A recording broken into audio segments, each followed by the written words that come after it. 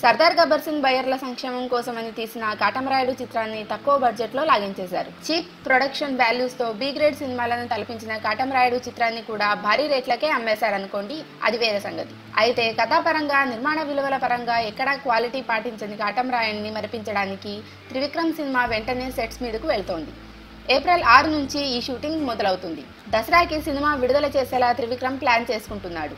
Locations తో సహా అన్ని ఈ చిత్రానికి ముందే డిసైడ్ అయిపోయాయి. ఈ చిత్రానికి త్రివిక్రమ్ 100 కోట్ల బడ్జెట్ ఇచ్చాడట. పవన్, త్రివిక్రమ్ పారితోషికాలు కలుపుకొని ఈ చిత్రానికి 100 కోట్లు ఖర్చు పెట్టబోతున్నారట. థియేట్రికల్ బిజినెస్ నుంచే 100 కోట్లు వసూలు అయిపోయే అవకాశాలు ఎక్కువే కనుక ఇది నిర్మాతపై భారం అవదు.